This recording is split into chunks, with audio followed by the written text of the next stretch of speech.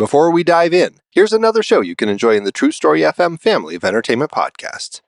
What's up, most excellent friends? It's Chrissy and Nathan from the Most Excellent 80s Movies podcast. It's a podcast where a filmmaker and a comedian And their most excellent guests adventure their way through the 80s movies we think we love or might have missed with our grown-up eyes to see how they hold up. Join us for delightful discussion, Rollicking recaps. ratings, and deep-cut recommendations. Plus, members get some extra fun chit-chat with the hosts after the show. Download the Most Excellent 80s Movies podcast today at truestory.fm. Or find it wherever the finest podcasts are stored. And do remember to keep the Most Excellent 80s Movies podcast motto in mind. Be excellent to each other and... Party on. Party on, dudes. Oh, there you are. I was hoping I'd cross paths with you today. I'd like to invite you to visit the Story Well. It's a place where storytellers of all stripes gather. From improv performers to authors, screenwriters to playwrights, we all tell stories. But we're not here to talk about craft. We're here to make something out of nothing. Each episode of the podcast, your host, that's me, sits down with a creative person, and based on a series of random prompts, we get elements that we make into a story. Will it be a noir novel about King Kong? Or a Broadway musical about JFK? Even we don't know. That's the fun part. But what do you get out of this besides a good time with fun people? Simple. The idea is then yours. That's right. Whatever we come up with, we give it away for anyone to use however they'd like, no strings attached. It's like each episode comes with a free prize inside. The Story Well with Kyle Olson. We'll save you a seat at the table.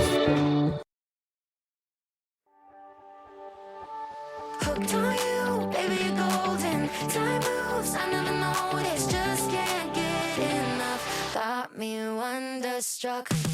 Hello, everybody, and welcome to Make Me a Nerd. I'm Mandy Kaplan, and it is my mission to explore the world of nerd culture in ways I have never done before because I'm so mainstream, or I'm a little afraid, or sometimes I don't think I'm smart enough for it. I know this week is a bit of a tangent. It's not nerd culture per se, but this is a movie that people are extremely nerdy about, and no one more so than my guests, two total strangers who I found on True Story FM and stalked them into being on my show.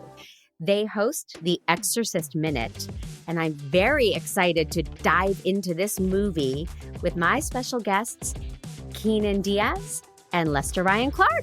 Hi, guys. Hi, Mandy. Thanks for having us. Howdy. Painless so far. So, for those who don't know you guys, every time you speak, I need you to buzz in and say your name. Oh, that's true. This is Kynan. Yes, this is Lester. And tell me about the Exorcist Minute, and tell me about you guys and your backgrounds. Tell me everything. I don't know you. Well, okay, I guess I'll start. I had the idea to do this show back in 2022.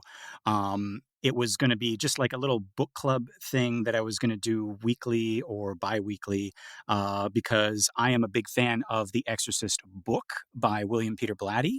I read it every Halloween, and I had a lot of things to say about it, but maybe not enough for a podcast. And then I started listening to this podcast called The Godfather Minute, which took the movie The Godfather and examined every single minute of that film exhaustively. A film I have infamously never seen. Well, it's too late. Don't start now. Yeah. It's. I already told you guys I'm an asshole, so that's sailed. Yeah. But no, it gave me the idea. I was like, wait a minute, because I have a friend who is a film professor back in my hometown at UNLV, and he's a big fan of the movie, and I'm a big fan of the book. So we decided to start our minute-by-minute podcast where we examine the movie The Exorcist minute by minute. Each episode is 1 minute, or each episode covers 1 minute. And I would kind of dip in with my findings from the book, and we would kind of do a comparison, but we would also just kind of like examine the whole Exorcist story under a magnifying glass. Right. And Yeah. do we know this friend? Is this friend someone we can reach out to, I or I is it think I think this friend is in here with He's us. in here what? with us. Yes. What? Yeah. This So friend is calling it's from inside the StreamYard. from inside the StreamYard. Yeah, it's me, and this is the first time Lester asked me to be on the show, and I've thought about podcasting before, but didn't think I was nerdy enough to do that, and I have proven myself wrong. I'm quite nerdy enough. So yeah, we've looked at the movie shot by shot. Lester says that we've been exhaustive. I like to say that we're exhaustive and exhausting. Like that's our Yes. brand. Mhm. Yeah, I Mm. would think my husband says the same about me. But I'm really, really glad that I got Kynan on board for this, just because there are so many things about film history, about cinematography, about directing, about script writing, just about like setting up a movie that I would have not been able to give to our listeners. It's a perfect balance. Mm. I don't need a partner because I know everything. There we Now, go. what is your relationship to nerd culture? Are you guys into sci-fi, fantasy, role-playing games, any of that? Or is horror something you're nerdy about? Just give me an overview. See, when we got the invite to be on here, I was a little insulted. I didn't think Yeah. The Exorcist was nerdy enough to be on the show. I think, yeah, certainly I have little pockets of nerddom that I'll immerse myself in, like with the X-Men or something. But Lester, I think, is more in the horror and the monsters and the fantasy genre. Yes, so fantasy and dark fantasy, gothic fantasy, stuff like that. So, by day it's Lord of the Rings, by night it's Dracula, that type of fantasy. I dip my foot into some sci-fi with maybe some like Cthulhu or stuff like that, but or some Bradbury. It's not an explicit show. You can't use a word like Cthulhu. Oh shoot! Yeah. I'm sorry. Let me say it in its native tongue. I don't know what any of this is. Okay. Either one of you play D&D? I'm taking a temperature here. Not me. Okay. Yeah, this is okay. This is very, very embarrassing for a nerd, but I've wanted to play D&D. Mm-hmm. I've tried a couple of times. Kynan, I think we talked about this on our show. But every single time I get into a D&D game, I'm like invited by like a DM or something like that. Mm-hmm. It's always the DMs who are. It's like, okay, you walk 3 steps and you trip on a pebble and you die, right? Or it's like okay, you take. It's almost like a dog fight. They're inviting you to embarrass you, and yes, right? yes. Right. Okay. What do you do? Okay, I drink the potion. You die. Oh, Yeah, they line up their most attractive friends along the wall to embarrass you in front of them, so that they I love it. seem more attractive by The default. ultimate revenge for a dungeon master, right? And then characters that they have like invented that don't have any players to them kind of like come in and like save the day for you, and then they usher you to the next like little scene where you inevitably pick a blade of grass and die. So, I don't know this about you though, Mandy. Like, I'm a scaredy cat actually, which is what it makes it weird that I'm on this show. So I guess I really am nerdy about like classic Disney now that I think about it. That's my nerddom, right? But yeah, I'm too afraid. So I had to force myself to watch these horror things. And now you're watching a lot of horror stuff. I mean, are you afraid? Are you good with all that? Okay, well, I just also did The Jungle Book with a real adult Disney. What does she call it? A Disney adult. And Disney adult. She does not like calling herself nerdy about Disney, but woo! I like horror movies. I'm not an obsessive person about anything except country music, fantasy football, musical theater. Like those are my mainstream passions, but I've always liked a good horror movie, and The Exorcist I've seen a couple of times throughout my life, and I would say it's the scariest movie I've ever seen. Oh, good. But I've never delved into it. I mean, it was just like, oh shit, yeah, that was great, and then that was it. And I'm learning as a writer. I've written horror films, so I'm learning more and more about how passionate the fandom is about these genre films, and the hunger for them is just off the charts. So I have a real respect for it as an art form. This movie is so well done. I don't have to really close my eyes, but sometimes violence I can't handle. So Yeah. I Yeah. watch a lot of horror movies, a lot for work, but I watch them all like, oh God, oh God, oh God. I don't like violence, which is such a weird aspect when you're diving into sci-fi and fantasy, Lord of the Rings, all of these things that I'm trying. A Mhm. lot of it is very difficult for me. Mm. So, but I'm doing it. For us, well, for at least for me, it's always been therapeutic to examine something under a microscope or in slow motion, the way we're doing with this movie, with The Exorcist.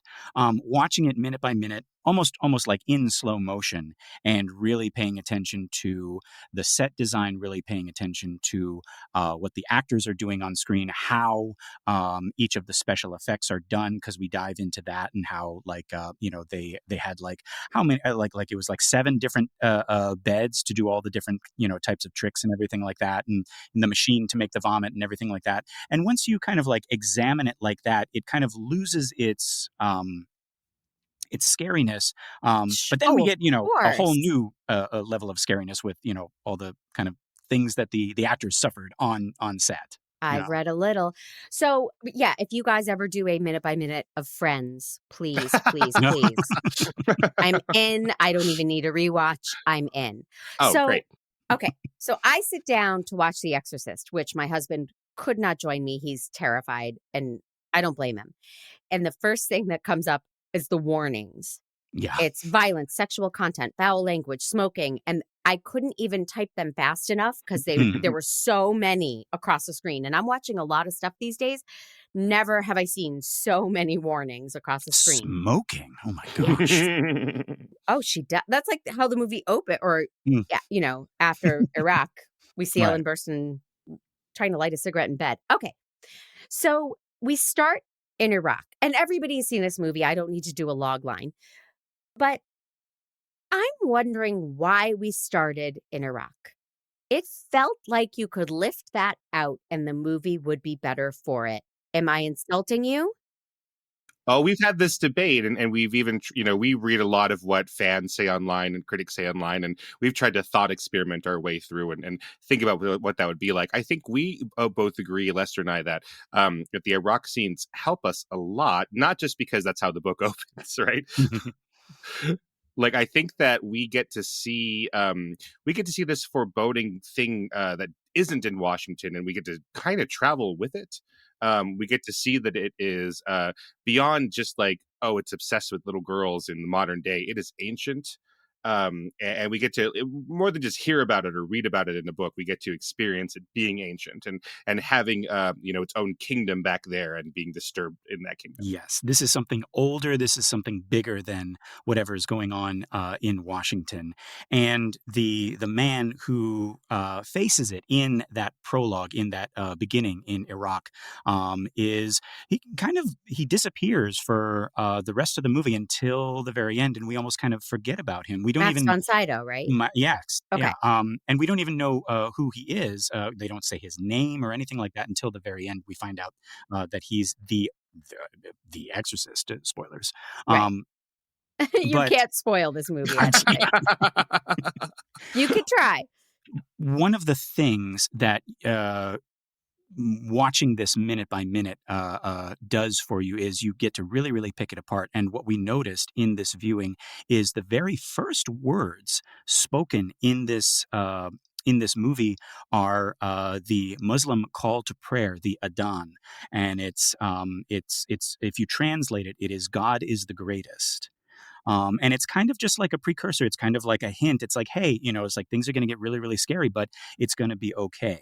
And I think that's one of the reasons why this movie needed kind of like a minute by minute examination. Well, that leaves me curious because I didn't, of course, notice those were the first words spoken. But I did say at some point, I don't even need my notes because I know I came up with this. Is this a pro-Catholic movie? Is this a pro-religion movie that we're supposed to embrace? I mean, it doesn't make the priesthood look good. Not a recruitment film for priesthood. But ultimately, God wins out, right? Right. God defeats Yeah. evil. Mhm. Yeah, I think Lester has an answer to that, like looking at the text. I have an answer as a film historian, and then also my parents who lived through this time. They were 14 and 15 or so, and they were Catholic. And it was a recruitment tool at their diocese in Honolulu. So Really? their youth pastor had Have invited them dial in. I want to ask them some questions. Well, my mother did not go. She was still too afraid to go. But their youth pastor, asked, and my father went with his youth pastor to see The Exorcist, and that was what some critics like Pauline Kael criticized the movie for. They said it was Catholic propaganda. Propaganda. Yeah. Right. Yeah, Right. absolutely. This is we kind of had a joke on our show. This is the most Catholic movie you will ever see. It is Catholic from front to back. Kynan and I were both raised Catholic, and I remember my mom telling me that their priests, when it came out, were recommending that people go and see it. Maybe to scare them straight. We even had a priest as a guest on several times, and he talked about how, like, when he was going through ministry, he went and he saw the film with a bunch of other in their students. seminary dorm. Yeah. Fascinating. Oh, I feel like I've really tapped into something, and I'm very proud of myself. I don't have a Pete, could we have like a victory theme song for me? Okay, so once we leave Iraq, we're in their kitchen. And I have to point out, what year was this, 72? They're shooting in 72, yeah. Yes. This kitchen had stainless steel appliances and a commercial griddle. I was very impressed by the kitchen. I watch a lot of HGTV. Yeah. Oh, yeah. So one thing I think a lot of people miss, I mean, I think it's explicit enough in the movie, but like it's a little bit more explicit in the book, is Chris McNeil is a big time movie star. Big enough to where in the book she's having dinner invites to the White House. That's she in the turns movie. down. Yeah, she turns down. That's in the movie. Yeah. Yeah. Yeah. She's like, "What is this?" Yeah. He's like, I don't have time for this. I have to go spend time with my daughter, whom I love, and everything. Yeah. Well, I just was blown away by the kitchen because I mean, it just looked so modern, and that was fantastic. Well, see, that range above the stove needs to be shiny because Captain Howdy's face needs to appear in it Right. in the special edition. And go blah blah blah blah. Oh no, I didn't watch the special edition. Good. That's Yeah. part of the nerddom of The Exorcist. People fighting over which of these cuts is better, and you kind of to do it like a Star Wars, special edition, and fight over it with each other. Right. Yeah. So you see Captain Howdy in. You see Captain Howdy a couple of times. Oh. In the regular cut, you see it's that white kind of like scary face that flashes for Oh, that's Captain Howdy? That's Captain Howdy. That's our best I have friend. so many questions about that face. Oh but- yeah.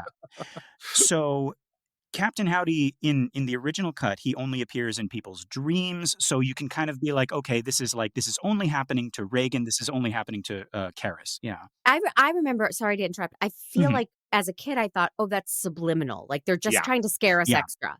It didn't feel like it belonged. It felt like, in case you got relaxed, boom, we're gonna hit you with this face. Yeah, that's a good question because they are frames long. Sometimes it's like one frame of Captain Howdy there. So And it makes you think, am I seeing things? Like what just happened? And if you're in the movie theater, you can't rewind. Exactly. That's a big reason why people would go back over and over again, because they had differing views of what happened. They would come out of the theater and go, "Did you see that? I didn't see that," and they would go back the next day. Right. And there would be like some kind of like urban is like, oh, well, if you go and you watch The Exorcist and you see the devil's face, then you're gonna die or something like that. And the trick is that everyone's going to die no matter what. Yes. That's how they got around the contract. Well, I did read that was a makeup test. Mm-hmm. Yep. Yes. Right. Mhm. I just read that. That was 5 going minutes to ago, be that was going to be that was going to be Reagan's possessed makeup, but then they were like, it looks a little bit too like clowny. So they were like, okay, let's use it as like subliminal kind of like boo, type things. Yeah. So we're in their home, and the way this is shot, as we're seeing Chris putter around the house and all of that, it is, and even the priests, when we go to them, it's so voyeuristic. It's so grounded. And I felt like, should I be allowed to watch these people in their mundane day-to-day activities? It's so well done. And I know that was a very 1970s way of filming and movies, but it's perfectly done. Listeners, if you decide, if you've already watched this, watch it again, or if you haven't watched it yet, when you do watch it, every time that happens, ask yourself, who are you? Who is spying on the McNeils right now? Because we have a lot of instances where the camera is kind of like peeking around the banister or peeking around like old furniture in the attic when Chris is up there. Who is that? Who are you right now? Are you Reagan? Are you Captain Howdy? Are you, because that I think is what Friedkin is doing. He is either making us a participant, we are part of the family that is fighting this monster, or we are the monster sometimes. Yeah. Oh shit, that's good. Good there's God, a lot this of movie. there's a lot of shots where we start in the middle of a shot and then we realize that the camera's actually like in a room down the hall or something. Right. The camera will pull out and reveal that like we're not actually in the room where we think we are. I can't believe you're going to make me watch it again, but now I want to watch it again. That is such a cool observation and a cool role for us to play. Or, Right. I mean, talk about it's audience participation. Yeah. I'm a Right. theater Mhm. baby, so it's like you're really saying to the audience, you got to do some thinking here. You got to fill in these gaps. Oh, Yeah, that's you brilliant. got to be jellicle yourself. We're up here being jellicle. You got to be jellicle too. Oh, yeah. You don't want me to sing Cats, right? Or do I do. you? I do. Keenan, I feel like you're giving me a cue. I do. I have a cat right here. I'm going to try to pull him up. Are you a cat guy? He is a Oh. cat daddy. We that's the nickname we gave him in our show. He is the original cat daddy. My cats can't come in my studio, but I have 3 of them. I got 4. Oh, Keenan, new best friend. Okay. So personal question, because as I was watching this, I realized, I have not seen this movie since I became a parent. Oh, And wow, I'm the yeah. parent of a perfect 14-and-a-half-year-old son. By the way, he's perfect in every way. But very different experience as a parent. Are you guys parents? Neither No. of us is, no. Okay.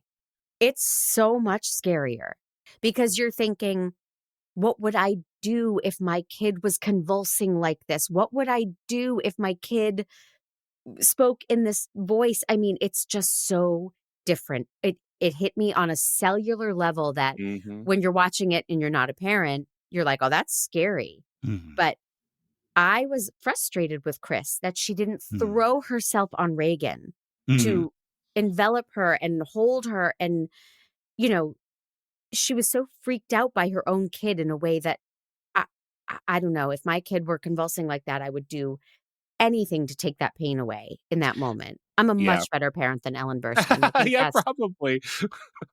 I think that's one of the undercurrents here. I mean, so we were looking at it historically and thinking about, the 1970s is often thought of as like a second golden age of cinema, right? A lot of the people who make movies now are like the 70s is better than the 50s. They're wrong, but the 70s is the better period, and a lot of it is devoid of like. We think of the 70s as being second wave feminism, and like, where are those movies about second wave feminism? And Lester and I think we're agreeing. I think that they're there, but they're in these genre movies like this, The Exorcist and Alien and Annie Hall, and like we thought a lot about this, about like the pressures that Chris has to be at this time period, right, mommy and daddy of this relationship. Because Howard's gone, because her husband's gone, and all these men. It's all men in That her life son of a telling bitch. her, yeah, exactly. Yeah. He's No, on a exactly. yacht in the Mediterranean. Can't call his daughter on her birthday. Right. That was a big thing. Yeah. Yeah, so I think there's a lot of like her, having to police her emotions, perform in different routes, and I wonder if that's part of what's going on. Is that maybe she does want to throw herself on the bed and be with her daughter, but she also has to worry about paying the bills and also being strong and convincing these.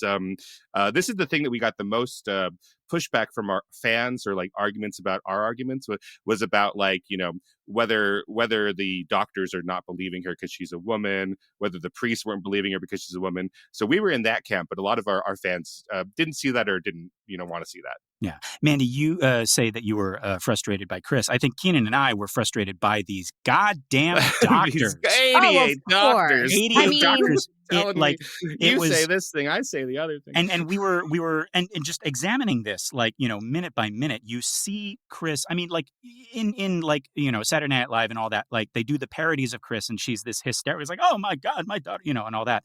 But we I've never only seen it. see. Now I'm going to watch that. Well, We we'll give you only some see links. Yeah. this. Yeah, we, please. we only see these moments when it really, really counts. When she is on her last legs, when it's the straw that broke the camel's back. The rest of the time, she is doing her best to control her emotions while talking to these pompous, arrogant doctors, and all of them just being like, "Well, you just do this and you just do this," and it's like, "You wouldn't know that because you're abroad," and da da da da. Yeah. Yeah. Yep. And her being able to get them to the next stage of examinations, like, okay, now we have to do an angiogram, now we have to do a cardiogram, now we have to take her to a psychologist, now we have to do this, and all of this is happening because Chris is not letting up, because Chris is forcing them to essentially do their jobs and not dismiss this as female hysteria or whatever. Oh, Yeah. yeah. I guess I was even thinking maybe before all the doctors, like when Reagan starts to act funny, or when she first is thrashing around and saying, "Mommy, mommy," I don't know. Chris felt a little like, "Oh, what do I do? I'm scared of you," rather than taking her child in her arms. But I might be mistaken. Lester is judging me. I love that. I'm mistaken. No, I love that point of view from a parent. Yeah, we had a lot of our listeners talking about their own parentage, and that's super interesting. That's just not something that we can glean from books, I guess. So although we try. I think something also from our standpoint is she doesn't want any of this to get out, or she doesn't want her daughter to be taken away from her, because that's kind of like the looming threat is, we find out that she had with the been. help of the demon, she killed her best friend, and at any moment the demon can just take hold of the daughter and say, "Hey, I killed Burke Dennings, and now Right. you got to lock this girl up," and so. That guy had to die, though. How annoying was he?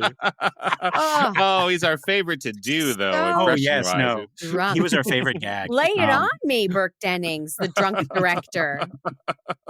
We've got impressions? Oh, go ahead, he's- Lester. It sounds a little bit like a male Julia Child.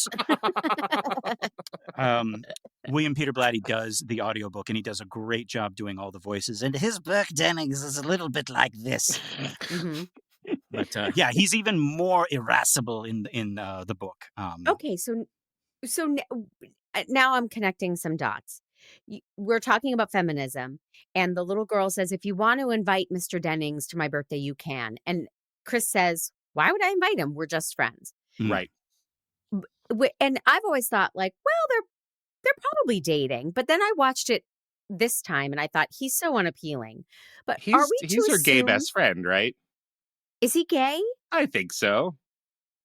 This I is guess I this went is to a something place that of like, oh, does she have to sleep with him because he's the director? Because he's the director. That could still happen too in 1972, and he's be Yeah. gay. But no, I think he's the gay best friend. yeah. Okay. There's, I mean, in the book, the way that I read it, he was just kind of this harmless and also just kind of helpless person that Chris is kind of being mom to. Okay. Yeah, just that, but they are like truly good friends. And then as we did the show, I learned all about queer coding and kind of how this is worked into films with the help of Kynan, and that like now I watch it, I can't see it any other way. It's like, okay, yeah, no, it's impossible. But the important thing is from Reagan's perspective, from the daughter's perspective, Chris is kicking her father out and replacing him with this new man. And of course, that's what the demon is going to be whispering to her. It's like, hey, it's like, you got to get rid of this Burke Dennings guy, and then maybe your mom and dad will get back together. Those are the, things we kind of like theorized are going on in Reagan's head. Captain Howdy is talking to her about, you need to kill Burke Dennings. You would think Satan would have bigger fish to fry Yeah. if he's going to return to the planet. But okay. I mean, whatever floats your boat. Well, okay. I mean, that's a good question. Who is Captain Howdy's target in this? Is it Reagan? Is it Chris? Is it the old priest? Is it the young priest? Is it the church entire? Is it the church entirely? The city Right, of or Washington, just D.C. on the destruction. Yeah, swamp? I mean, Right, yeah. mass destruction as much Right. as they could achieve through a 12-year-old girl. This is a big question near the end. The young priest, Father Karras, he asks, like, why this girl, right? And you look at her, and she really doesn't have a whole lot going on. We don't really like learn about a lot about her except by, from Chris, like after she's been possessed. But if you look at everybody else, every other character has skeletons in the closet. Every other character is guilty about something. Every other character is possessed by like their own demons, right? And that's what Captain Howdy wants to do. He wants to point a finger at everybody. It's like, hey, you, Kara's like, what about your mom that just Right. died? Ah, Right. It's like, hey, Chris, like you're a terrible mother. Look at what happened to your daughter, right? It's like that's I think is the goal of our demon, is to use this central focal point, this object of love, this girl, to kind of hurt everybody around her. Mm. And That to shit destroy is the faith deep. of everybody. Yeah. I would like to talk about Tatum O'Neal. Mm-hmm. Have you guys seen Paper Moon? Sure have. Yep. I have not yet. You No. haven't seen it yet. That's okay. Kynan, did she deserve the Oscar over Linda Blair? I would vote for Linda Blair for this, but have you? Yeah. Well, Tatum O'Neal is a very interesting performance. I'm not going to say she's bad in it. She is younger than Linda Blair, so I think that's part of like, oh wow, she's even younger than this one that we really liked Hollywood's obsessed earlier. with youth. Trust Yeah, me. exactly. But this is a big thing that I'm fascinated by. As a gay Exorcist fan, like I like all of the Oscar stuff with it. But there were some controversies about this at the Oscars. I don't know if that came across in your research yet. No, my only research or anecdotal story that I remember is that Linda Blair got typecast and she had a tough time after this, even though she was so good. And Tatum O'Neal did as well, right? My argument is she that turned there out was to have a great life. she had a good life. I think Linda Blair says that she had a good life. As long as she's happy, she doesn't seem to resent things. At least that's the story she says in her interviews. But I think there's only room for one Jodie Foster at a time in the 1970s, and then Jodie Foster came out, and that was Jodie Foster.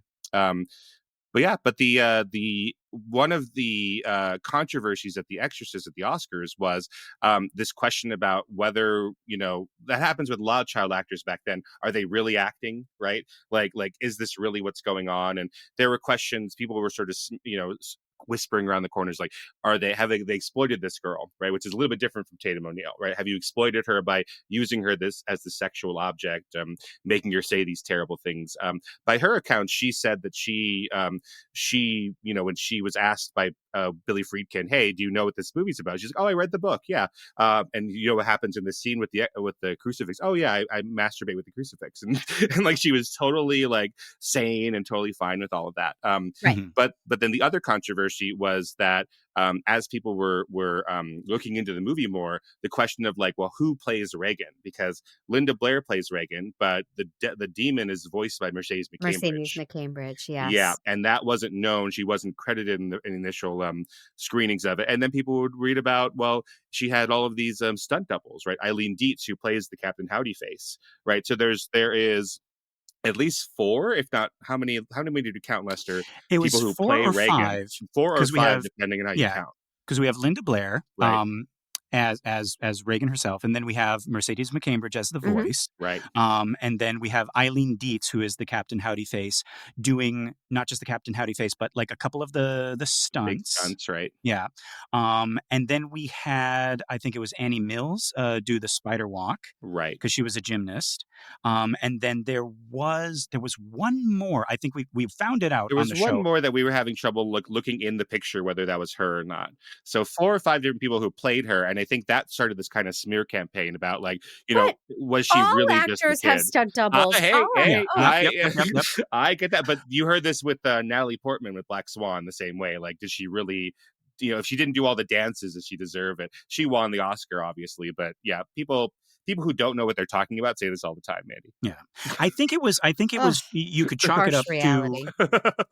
You could chalk it up to Linda Blair's performance being so good, right, and so convincing under all of that makeup, and then with the the added voice of Mercedes McCambridge, which, by the way, Linda Blair still had to say all of those things. Mm-hmm. And then she was acting. They just took out her voice. And if anything, Mercedes McCambridge had to match the cadence of Linda Blair because Mercedes McCambridge did it second. So she had to, it was almost a little bit less acting on Mercedes's part because she had to match the tone of Linda Blair. But I think you put that all together, you put that on the big screen, people see it, people are scared by it, and they're like, they're computers.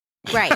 Well, It has to special be. effects. Has to be computers. It's so good that they chalk up the goodness of the performance. It has to be doctored in some way, which like the most basic parts were doctored, but the performance, acting through all of that makeup and through the dubbing and everything like that, that was all Incredible. Linda Blair. Yeah. But Absolutely. but also when she's in the bed before she's possessed and Ellen Burstyn is like brushing her hair away from her face, and it's this intimate, voyeuristic moment. That's when I'm like, I should not be in this young girl's bedroom watching her mom, That's when you're coddle Captain her to Howdy sleep. watching who you're gonna get. That could be. But Linda Blair was so natural and so lovely, and I just, to hell with everyone who didn't think she deserved the Oscar. I would have I voted have for her. strong Oscar thoughts, Kynan. That's a whole separate podcast we could do. Could do that, yeah. Well, I made a weird note that in the story, it's brilliant to kill off Burke Dennings because then Chris is never torn about work again. It's not Yeah, right. that movie's not happening now. Right. If they didn't kill him, though, she'd be like, oh my God, my daughter needs all this help, but I signed a contract. I have to go to work. So this is just like the production has shut down. Production shut down. We don't get back to that. Yeah. Yeah. And then here's a little inconsistency that I question. So she is fully possessed at this point. This is probably an hour and 5 minutes into the movie. And they bring her to the doctors, and they know something's severely, severely wrong. But then they put her in the car and they carry her up the stairs, and no one's afraid of her because she's sleeping. It just seems a little strange that all of this happens in her room at night when she's sleeping, but no one's afraid of her in these scenes. I wonder about that. You think she's hopped up on something, Lester? That's what I would do. Yeah. Well, yeah. Yeah, you should see Well, what no. I do to my cats before we start recording, but keep them quiet. In the is this tuna with you just hear like 5 thuds. Yeah. Wait, he has 4 cats. I got the 5th one's me, I guess. And Yeah. that's Yeah. You did get a taste of test, my you're own like, medicine. Yeah. creme de la creme a la Edgar. Is that that's the thing. Aristocats. Yeah. But that's interesting. Yeah, I haven't really thought of that because I guess when we were watching it, beat by beat, we're like, she just loves her so much. And it must be hard to see your child as a monster. And even when you she's like smacked Chris across the face and broken Ellen Burstyn's actual back in real life forever. I read that too. Yeah. That was let's not blame that on the devil. That was Friedkin. That was Friedkin doing that. Yeah. But I don't know. You just want to believe that they're okay, at least for this moment, maybe. Yeah. In the book, I think we delve a little bit deeper into drugs are the only thing that are allowing for moments of peace. And as the possession gets deeper and deeper, it takes more and more drugs to calm Reagan down to a point where they can kind of like carry her back up to the bed. But then you could also look at it, in a way of, what is Captain Howdy's goal?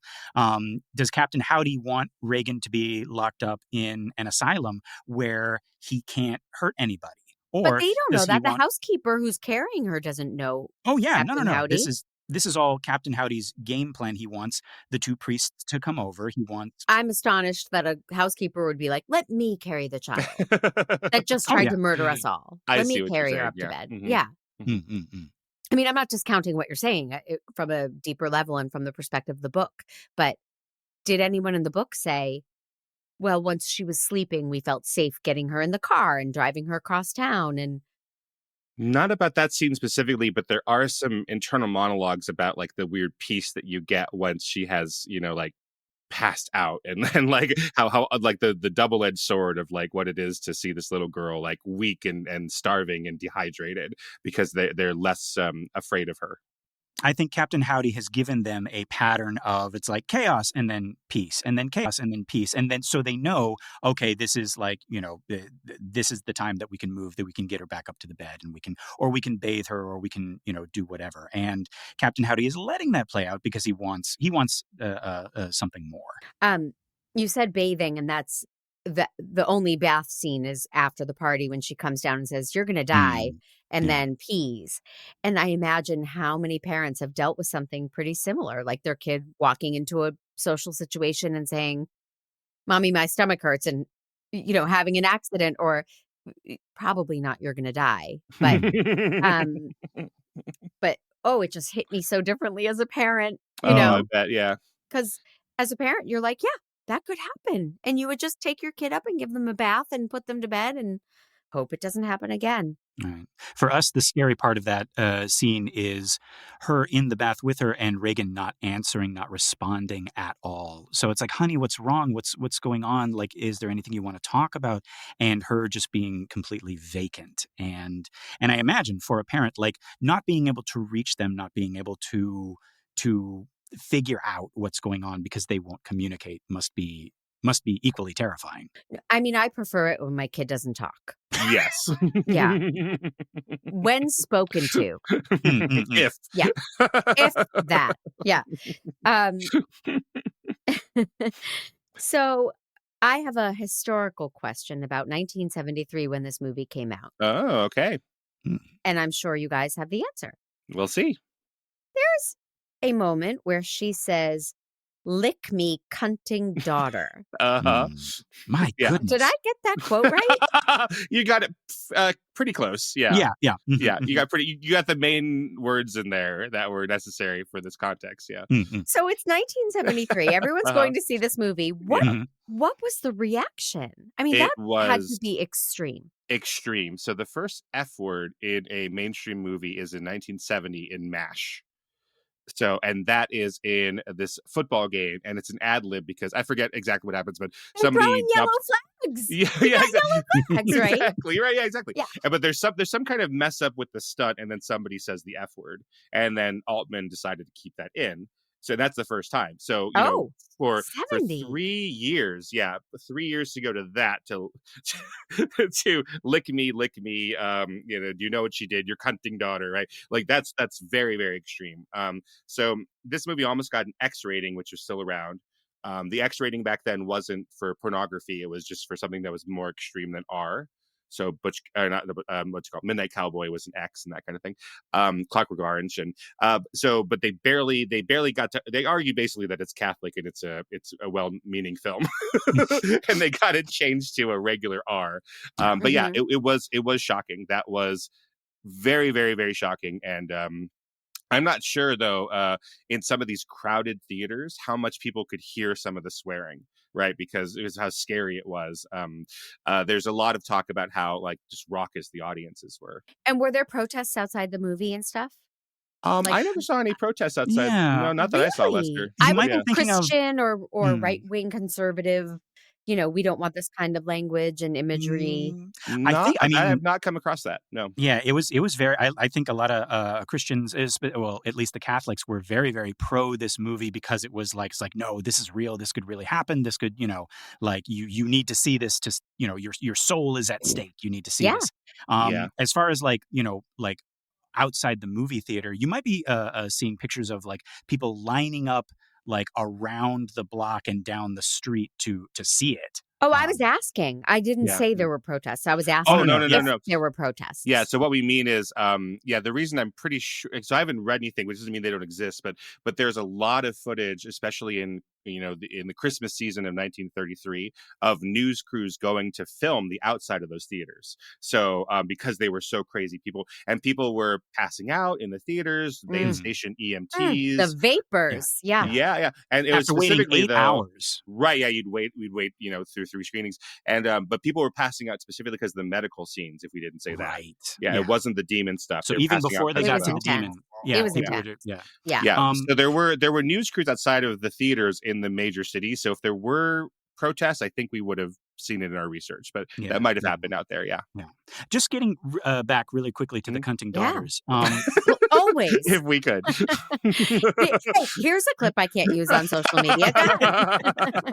No, you're actually talking about the worst minute. We dubbed it the worst minute of the film. Oh, yeah, I wanted to know what that was. Yeah, and when we talk about we was like, how are we gonna what are we gonna do? How are we gonna cover this? We have to talk about it like it's a minute of the film. So I decided to do kind of like a cold open in the voice of Gilbert Gottfried doing The Aristocrats.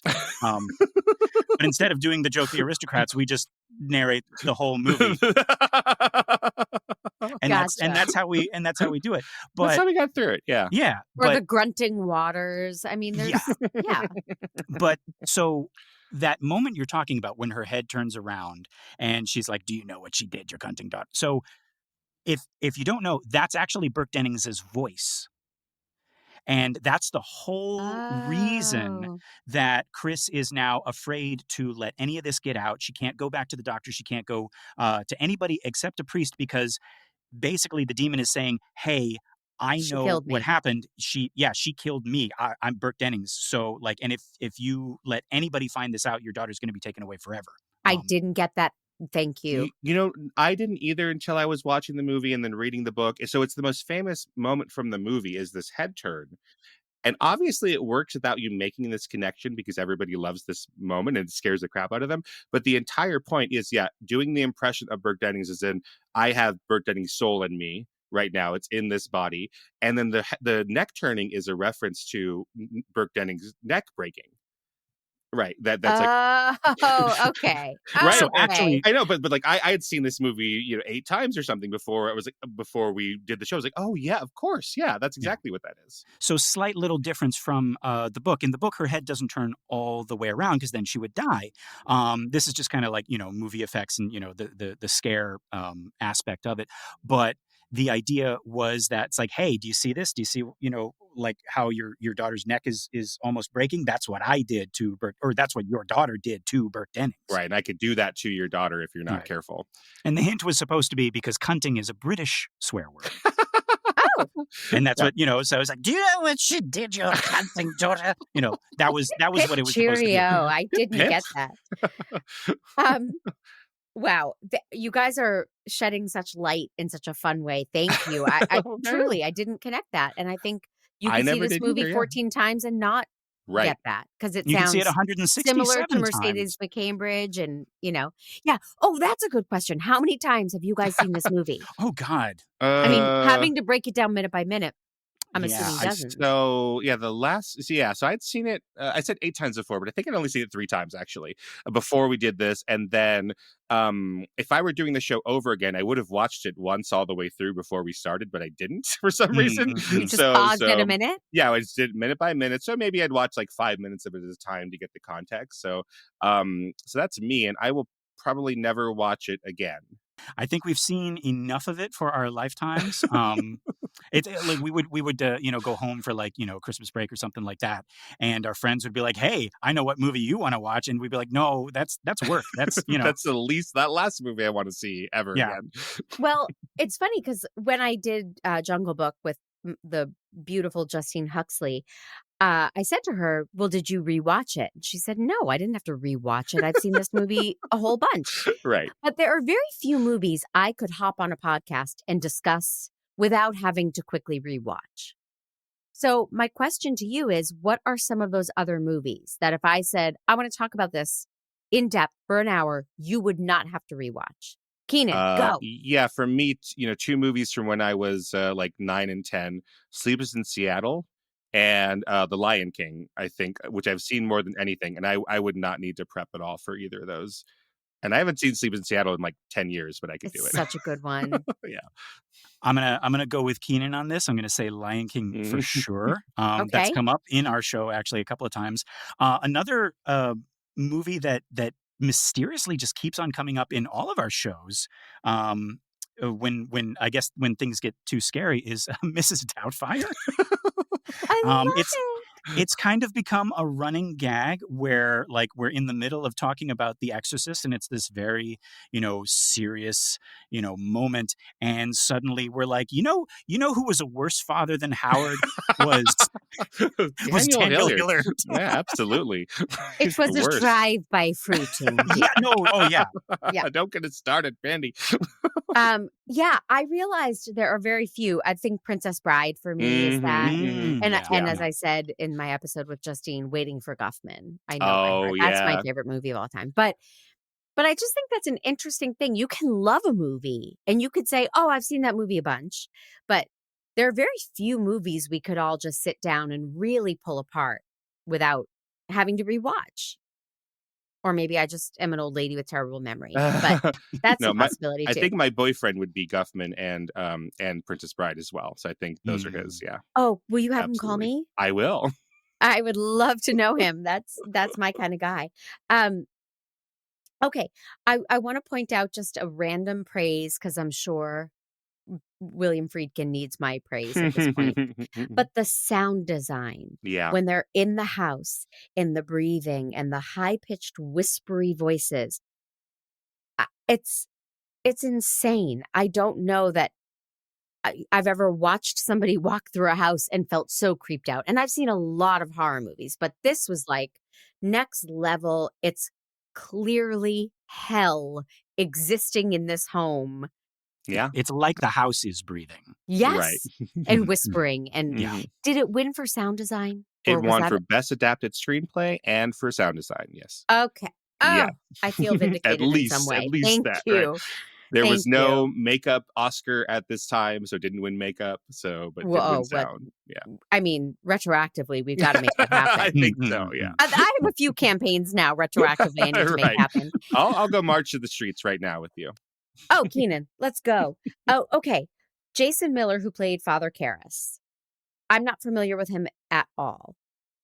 And he did not work a lot. He No. did 20 work credits in on IMDb? theater. Yeah. Yes. Okay. It was a lot of stage stuff. Okay. And he was a playwright. And right before getting cast in this, he had won the Pulitzer Prize for one of his plays. That championship season. Yeah. Yeah. Wow. So he had a whole other Pulitzer Prize world. winning playwright. Yeah, exactly. And there was another actor who was cast already in that role. It was Stacy Keach. Stacey Keach from Prison What? Break. Yeah. And Friedkin met Miller and was like, oh, never mind, and went and uncast Stacey Keach for Miller. He They just had paid him off exactly and what he wanted. Yeah, he looked like a boxer. He looked like he had troubles. So he mostly did theater and had kind of an abbreviated life. But his son is Jason Patrick, the actor from Speed 2. Yeah. Mm-hmm. Lost Boys. Yeah. Oh, Lost Boys. Right? Yeah. Jason That's the one Patrick? I should say instead of Speed 2, but there you go. Speed Yeah. 2. But I think that's one Womp of the benefits of this casting is a lot of them Jason were. Miller's son is Jason Patrick. I'm Yep. sorry, I need to Mhm. wrap my brain around that. Yeah, I think he took his dad's name as his stage name, I think. Yeah. Okay, Like Jason. Lester, go ahead. I'm so sorry to interrupt. Oh, sorry, you. no. But I think, and Kynan, I think you'll agree. Like one of the benefits of this casting is that these aren't people that like when the movie starts, it's like, oh, I know him. That's Right. Stacey Keach, right? Right. Or like Marlon Brando famously wanted to do. Was it Father Karras? Yeah, Father Karras. And Friedkin was like, no, because then everyone's going to be watching. It'd be a Brando for sure. Right. Yeah. Right. Mm-hmm. No, it had that feel of, oh, is that really a priest? Is that Right. real? Mhm. Like, did they pull this guy off the street? It And was some of them were. Some of them are were real actually, like the president of the university, Father Birmingham, was a priest. There were a couple of just regular folks. They took up off the street, and there was like, oh, hey, be this homeless guy that Karras interacts with, or a lot of the orderlies, a lot of the hospital staff were real hospital staff, and that was one of the, them was Linda Blair's mother. Yes, she is I in read there that. somewhere. Yeah. Oh, and then like probably one of our favorite performances of all time is Vasiliki Miliaros, who plays Mrs. Karras, and she was a theater actor who Friedkin saw in a Greek diner. I think it's sometimes misreported that she was working there, which I don't think was happening. But yeah, so he cast her as Mrs. Karras, and that's just an amazing performance for someone who had Deemy. Yeah. never been on camera Why you before, as do far as this we to saw. me? Deemy. That Oh, was God. Yeah, for that Kynan gets and us. I. Those were the hardest Oh, minutes to absolutely. cover. With your mom looking at you like, why? It's like no. It's like, give me the demon, give me the all the other scary stuff. I don't want to cover this. Ah. I had the thought I wrote, was Stallone ever up for this role? Because this would have been before he was Hmm. Stallone. That would have been before Rocky. Yeah, I Right. don't So know. it I don't just know if he seemed would like have been. physically, he looked We like a did Father make Karras some to me. We comparison. made I a lot think of I said comparisons, he right? looks like Rocky. Yeah. Yeah. He Yeah. looks like Rocky, but I don't Right. think In the he gray was sweats, I ever guess. right. I don't think he was ever up for that. I think so. This time, the same year he would have been in Bananas by Woody Allen in 1971 or whatever. I mean, like, yeah. So I don't think he was big enough to even be seen. But Right. yeah, Well, if it But were that's made today, it would be Gabriel Byrne. We all agree, right? well, there you go. Yeah. yeah, Done. okay. But that is one thing to pay attention to is we have our two priests. One is physically strong. He's young and he's physically strong, but he's very weak in his faith. And then our older one who comes in later is physically frail. He's coughing his lungs up, but he is the one who is strong in his faith. Okay. I have one last deep question Oh, okay. before we wrap this puppy up. If you can believe it, an hour has flown by. Oh my goodness. So, what are your theories about why she couldn't speak in foreign tongues? The holy water fake out. Uh-oh. Oh boy, I'm can of worms. I wrote, I feel like it was clear this was the devil, but it was not all knowing or almighty, and that planted doubt. Can I get this, Kynan? Yeah, but let's praise Mandy first. Yes, She really yes, wants absolutely. us to. Something about her body language makes me see that she wants some praise. Good, man. Yeah, that's a great question. You're going to get beat up on the message boards maybe by some of the nerds out there, but yeah, go ahead, Lester. So it is revealed a little bit later that our Father Karras is undergoing a crisis of faith, right? I think I've lost my faith, Tom. He's not even sure if God exists. Pay attention to how our demon performs all of these, like, quote unquote miracle. Well, I guess you can't call it a miracle if it's a demon. It's like these diabolical, these Right. These anti-miracles, tricks, right? yeah. All of these things have a scientific explanation, right? He's not shooting fire out of Reagan's eyes. He's not making well, he is making things levitate, but that's a little bit later. But the speaking in tongues, in the book, it's a little bit more explicit that Reagan is only speaking in languages that she could have possibly picked up from the Swiss housekeepers, Willie and Carl, or from Sharon, because Sharon is her tutoring her with French and things like that. Okay. The one thing, when he's speaking back and forth with Latin and Greek, she answers with "la plume de ma tante," right? Which, if you translate in French, that means the pen of my aunt, which is a very basic beginner level French exercise that teaches family members, that teaches household objects like pen, and it teaches ownership, like say, possession, right? Dema, Right? yeah. Yeah.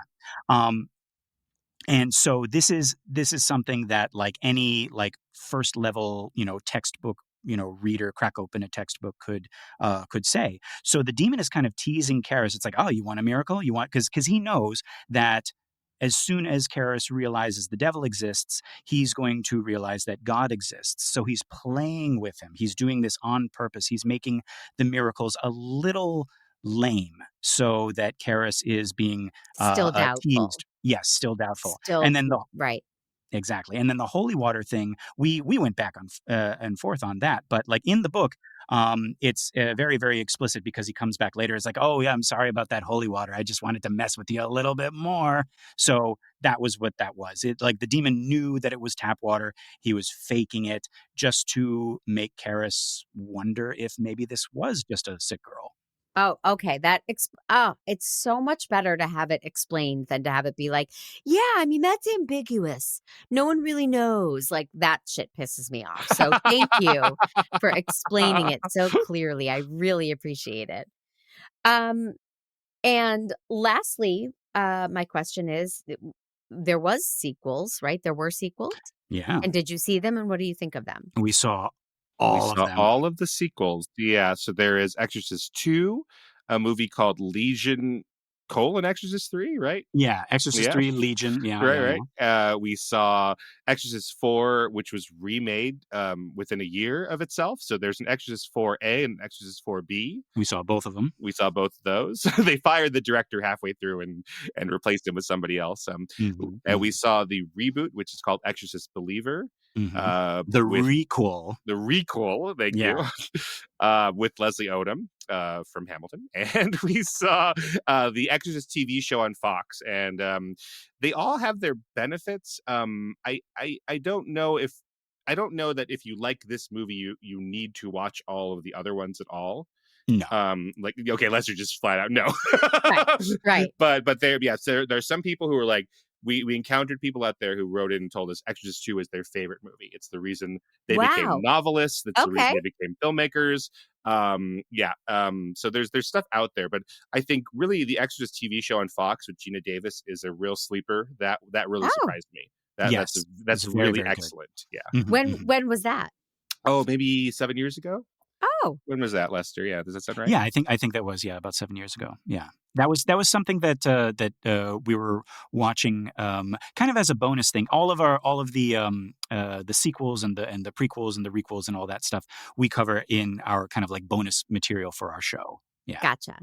Yeah, and they were going to start a new requel series, but that got canceled. I don't know if you saw that, but Universal paid $400 million for the rights to 3 Exorcist movies, and then the latest Exorcist movie didn't do as well as they'd hoped, so they're retooling it now. Whoops. Okay. All right, I didn't know that. Yeah. Well, guys, I feel enlightened, and I also awkwardly feel like I fell in love with both of you. I'm so happy you agreed to do this. Mandy. This was such a great discussion. I'm going to tell the world about me and my show, and then I want you to tell the world about you and your shows and where they can find you. Awesome. Great. Fair? Okay, so Make Me a Nerd is a production of True Story FM, engineering by the peerless Pete Wright.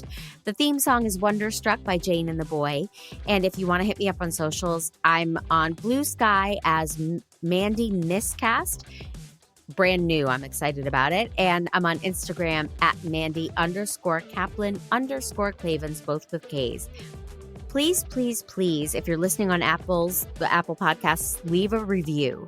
It really helps me gain audience. So 5 stars, write a review, share your thoughts, share your questions. If you have suggestions for what I should do next, I'm totally open, and I'm just awaiting more nerdery. And if you're feeling really excited, go to makemeanerd.com and hit that join button. And that gets you your episodes ad-free and early, and bonus content as well.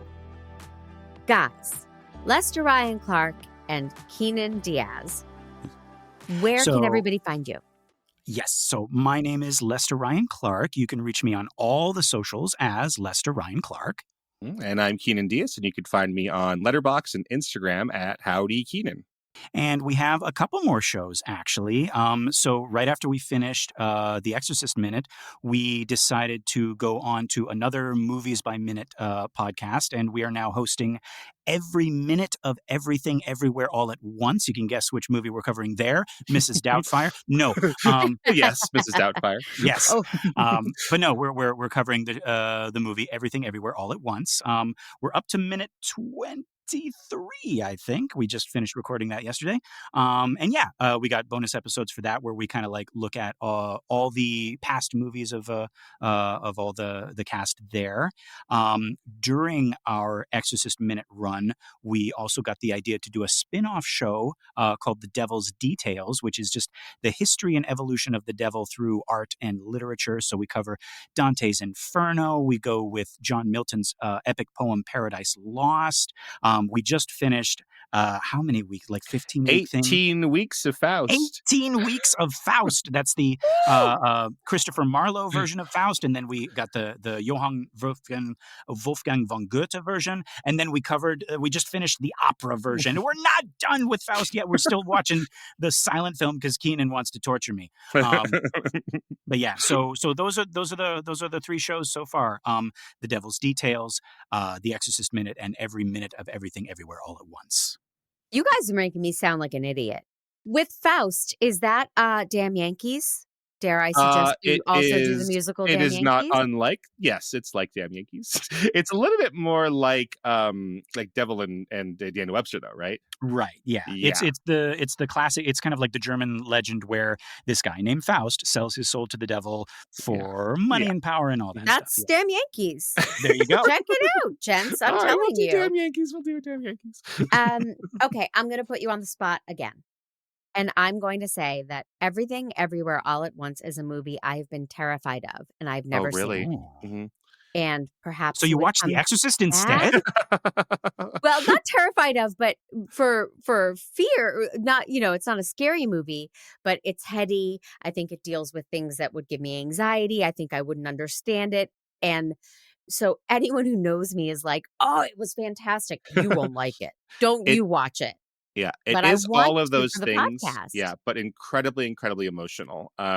So I think like we're worried as people who are trying to cover it, like we're doing research on Nietzsche and quantum mechanics and quantum suicide and the real meaning of Schrodinger's cat. We're trying to like put ourselves in that. Right. But I think it's totally watchable without that. I don't think you Okay. need to know any of that stuff. All right. I know think some it's- of those terms from Big Bang Theory. There you go. And I would be honored if you guys would come back and talk about that movie at some Oh, point. absolutely. I would love that. Oh my goodness. Yes. All right. Great. Thank you, Mandy. Yeah, absolutely. And for everyone listening, coming up is Wheel of Time with Audrey Kearns and The Outlander with Amy Crowfoot, new guest Amy Crowfoot, and at long last, I promised it's happening, Craven the Hunter with Adam Rose, who actually worked on the film. So everyone, please join me on the next few weeks. Thank you, Lester Ryan Clark and Kynan Diaz. You guys are amazing. Check out The Exorcist Minute. And then when Everything Everywhere All at Once starts, everybody go listen to that one. And I will see everybody next week. Thank you.